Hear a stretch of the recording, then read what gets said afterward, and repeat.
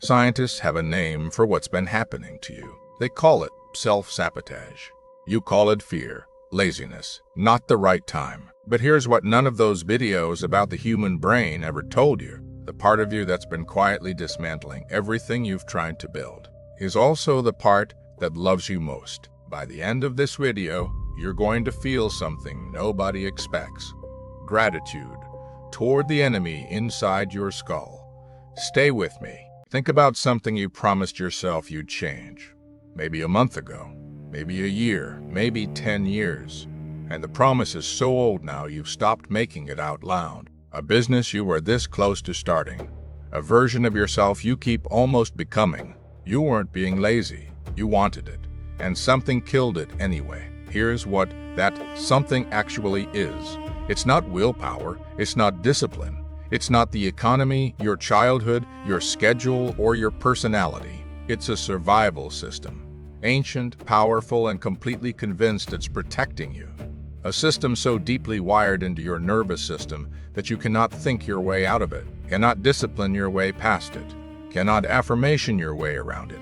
And nobody told you it was there. But here's the thing. This system isn't broken. It's not malfunctioning. It is working exactly as designed. The problem is what it was designed for.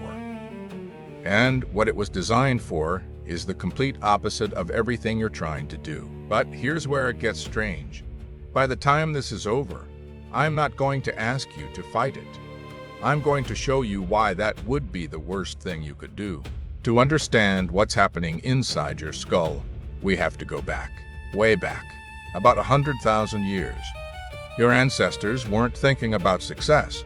They weren't thinking about purpose, potential, or building something great. Every morning they woke up with one question. Will today be the day something kills me? That was the whole game. And evolution, cold, ruthless, completely indifferent, built a brain around that question. A brain obsessed with threat detection, allergic to uncertainty, hardwired to treat anything new as anything potentially fatal. And here's the part that changes everything. The people who survived weren't the bold ones. They weren't the risk takers. They were the ones who hesitated, who worried, who stayed close to the group and never strayed too far into the unknown. Those people lived long enough to have children. Those children had children. And eventually, you were born with a brain that is, at its deepest level, terrified of change. Not metaphorically. Neurologically, your brain isn't broken. It's running 100,000-year-old software on a 2025 world. And that software has one fatal flaw. It cannot tell the difference between a tiger and a blank page. Right in the center of your brain sits something called the amygdala. Two small clusters of neurons, tiny enough to hold in your palm, powerful enough to override everything else you are. Its entire job is one thing: threat detection. Every second. Every second. Is this safe? Is this different? Should I run? And when it fires, logic goes offline. Creativity goes offline. Ambition goes offline. Ambition goes offline. But here's where it gets genuinely disturbing. The amygdala doesn't need a real threat. An imagined one works just as well. You picture yourself failing, it fires. You think about starting something new. It fires. Your brain is reacting to futures that don't exist, protecting you from dangers that will never come. It has been doing this every single day of your life. And you've been calling it fear, or doubt, or just not being ready yet. You've heard comfort zone 1,000 times, but nobody explains what it actually is. Not philosophically, biologically. Your brain is an efficiency machine above everything else. Every thought you repeat, every behavior you run on autopilot gets physically carved into your neural pathways. Repeat something often enough, it becomes a highway. Fast, effortless, invisible. That's your comfort zone, not a feeling. A road your brain already knows, and your brain will do almost anything to stay on a road it already knows. Here's why. Your brain burns 20% of your total body energy, 2% of your weight, 20% of your fuel. It is obsessed with efficiency. Every habit it automates frees up precious resources, and your brain guards those resources like a survivalist guards water in a desert. But here's where it gets dark. It does this even when the old path leads somewhere terrible. There's a name for this in neuroscience: neurological inertia. Consider this. Researchers in the 1990s documented patients with severe depression who, when offered a new treatment that had an 80% success rate, refused. Not because they wanted to stay sick, but because the routine of being sick was known. The treatment was different. And to a nervous system built for survival, different is always suspect. Even when different means better, your brain is not making a judgment call about your future. It's making a judgment call about your safety. And those two things are not the same thing. But the strangest part? You can feel this happening. Think about the last time you tried to change something real. First few days, energy, momentum. This time is different. Then around day 3 or 4, something shifts. A quiet pull, back toward what you already know. You called it laziness. It wasn't. That was your nervous system detecting a threat. Because here's a fact that should stop you cold.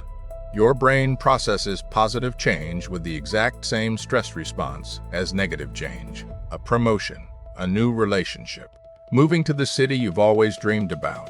Same alarm, same cortisol spike, same danger signal. Your nervous system doesn't ask, "Is this good for me?" It asks, "Is this different from what I know?" And the answer to that question determines everything. But what actually happens inside your brain when this kicks in? What does neurological inertia look like under a microscope? That's what we're going to see next. Quick experiment. Imagine someone gives you 10 compliments, then 1 criticism. What do you remember the next morning? You already know. This is called negativity bias, and it is one of the most well-documented, most destructive features of the human brain. By design, your brain weights negative experiences 5 times more heavily than positive ones. 5 times. 1 bad review doesn't cancel 10 good ones. It buries them. 1 failure can echo in your memory for years. 1 success fades in weeks. And this is the part nobody says out loud. This wasn't a mistake. This was an upgrade. For your ancestors, missing a good thing, like a patch of berries, was disappointing. Missing a bad thing, like a predator in the grass, was fatal. So evolution gave you a brain that defaults to catastrophe. A brain that scans every new situation for what could go wrong before it looks for anything that could go right. That brain is now running your career, your relationships, your self-image. But here's the part that should genuinely alarm you. The more successful you become, the worse this gets. Because now you have something real to lose.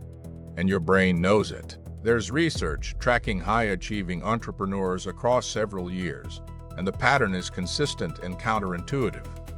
As their success grew, so did their anxiety. Not about real threats, about manufactured ones. Worst-case scenarios their brains were building, in real time, to protect something those brains didn't fully trust was permanent. Winning, it turns out, feels a lot like waiting for everything to fall apart.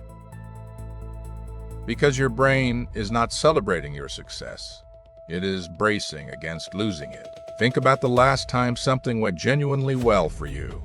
A project, a relationship, a decision that paid off. How long before the quiet thought arrived, "This won't last. Something's going to go wrong. I probably got lucky." That wasn't pessimism. That was your negativity machine, doing exactly what it was built to do. Protecting a future it doesn't believe you're allowed to have. R.E. Hook Bridge. So if the negativity bias is a feature, not a bug, what happens when it combines with the next system?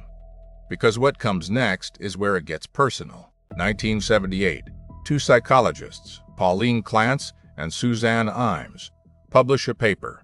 They've spent years studying high-achieving women, scientists, executives, academics, people at the top of their fields, and they found something they hadn't expected. Almost universally, these women didn't believe their success was real. They believed they'd gotten lucky. They were terrified of being found out. Clance and Imes called it impostor syndrome, but here's what that name gets wrong. This is not a syndrome. It's not even a psychological quirk. It is a feature, and here's where it gets completely backwards. The more competent you actually are, the stronger the feeling gets. Because genuine expertise means understanding how much you don't know. A real expert in any field has stared long enough into the complexity to feel genuinely humbled by it. Meanwhile, someone who barely understands the surface, fully confident? There's a name for this, the Dunning-Kruger effect. Running in reverse. The people most qualified to lead are often the most paralyzed. The people least qualified walk in like they own the room, and nobody tells you this. So you look at the confident person and assume they know more than you, when often the truth is exactly the opposite. And beneath the imposter feeling, there's a mechanism driving it.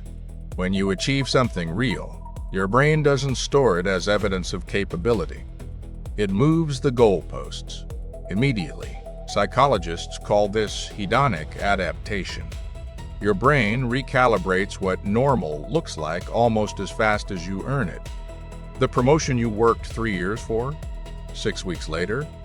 It's just your job. The house you sacrificed? 4 months later, it's just where you sleep. Your brain strips the emotional reward from success almost as fast as you can earn it. And here's why that matters. The feeling of enough, of finally making it, is not a destination your brain will ever let you reach, because a satisfied animal stops moving, and a stopped animal gets eaten. So your brain keeps the hunger on, keeps the doubt alive, keeps you moving, at the cost of never letting you rest. The price of this survival mechanism? You may spend your entire life achieving, and never once feel like you've arrived. Wait, before we go further, I need to show you something. What's underneath all of this?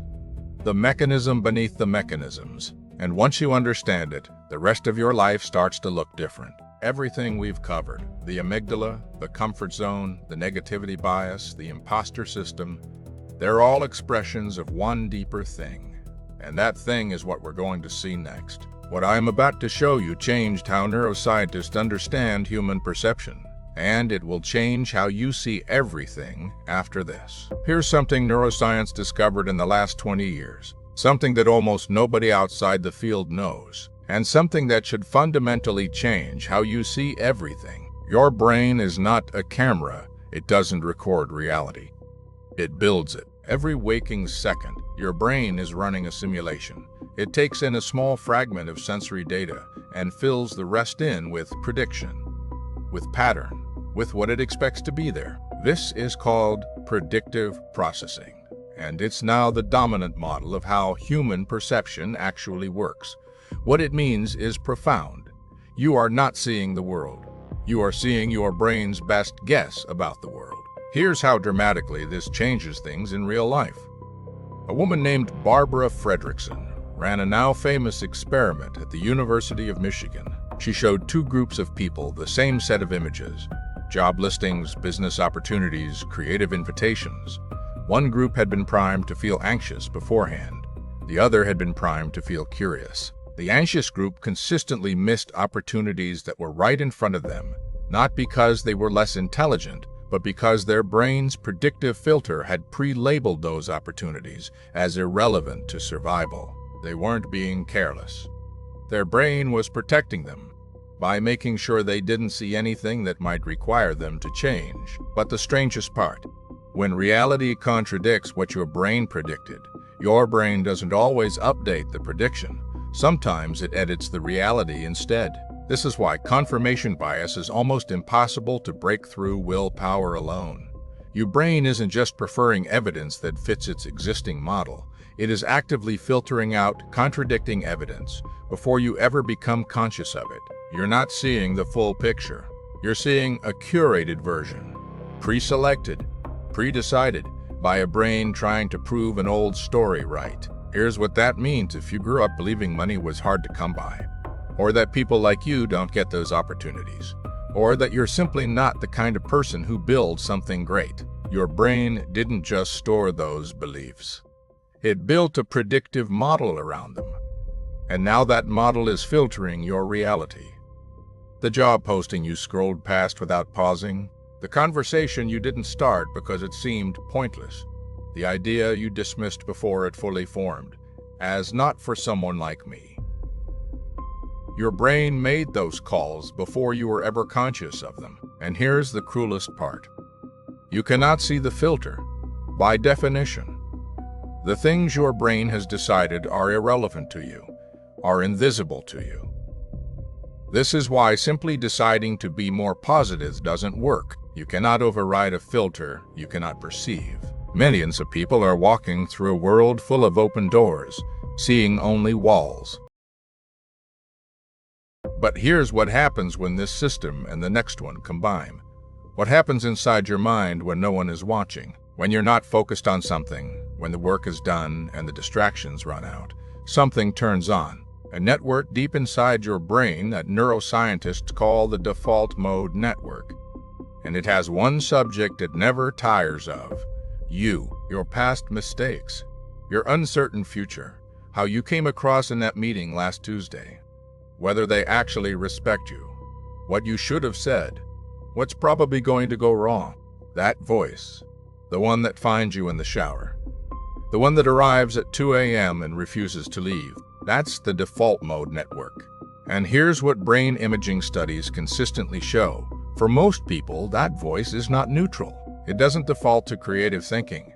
It doesn't default to problem solving. It defaults to rumination, the same fears cycling, the same doubts repeating, the same old story, on loop. And this is the part that should alarm you most. The default mode network competes directly with the brain's task-positive systems, the networks responsible for your focus, creativity, and executive function. They cannot both run at full power at the same time. So when that internal voice is loudest, when self-doubt has the floor, you are measurably, demonstrably less intelligent, not emotionally diminished, cognitively diminished. Your own mind is reducing your capacity to solve the exact problems that matter most to you. In real time, every day, in real time, every day. But here's what changes everything about what I just told you. Every system I've described, the amygdala, the comfort zone, the negativity bias, the impostor system, the simulation, the voice, they all share one property. They were all learned, and what was learned can be changed. And that changes everything I'm about to show you. And here's something you can start doing today. I call it the notice, name, move method. It is 3 seconds, 3 words, and it works. The moment you feel resistance, the pullback, the alarm, the I'm not ready, notice it. Don't fight it. Don't argue with it. Just observe it. There it is. Name it. Out loud if you can, in your head if you can't. That's my amygdala flagging a threat that isn't there. That's neurological inertia pulling toward familiar. Move anyway. One small step, not the whole leap, just one step. Because here's what the research on neuroplasticity actually shows. Every time you do this, a new pathway forms. Thin, fragile, almost nothing. But every repetition makes it thicker. Every time you push through the alarm gets quieter. Not because the system disappears, because you gave it new data. You showed it the new thing didn't kill us. It was safe. We can go there. And slowly, the brain that was built to keep you exactly where you are starts learning where you're actually going. Because here's the truth about neuroplasticity that most people don't sit with long enough. The brain that has been working against you built every one of those patterns the same way. Repetition, experience, what it was shown over and over when you were young and had no choice in what you were exposed to, which means every belief that's been holding you back was learned. And what's learned can be unlearned. Not easily, not quickly, but it can. And that right there is where your story changes. Not when everything is fixed, right now. In this understanding, so here's what I want you to do. Not tomorrow, right now. The path is already changing. With every second you understand this better. So here's the question I want to leave you with. Sit with it. Don't scroll past it. What's one thing your brain has been talking you out of? Not because it's impossible, but because it's different. Because it's uncertain. Because the predictive model your brain built years ago decided, before you ever had a chance to test it, that it wasn't for you. The belief came first. The evidence came second, but you're questioning it now. That already makes you different from most people. Here's what I want you to do. Drop one word in the comments. Just one. The thing you're going to stop letting your nervous system talk you out of, and looking differently, is always where it starts. The same hands, different intention.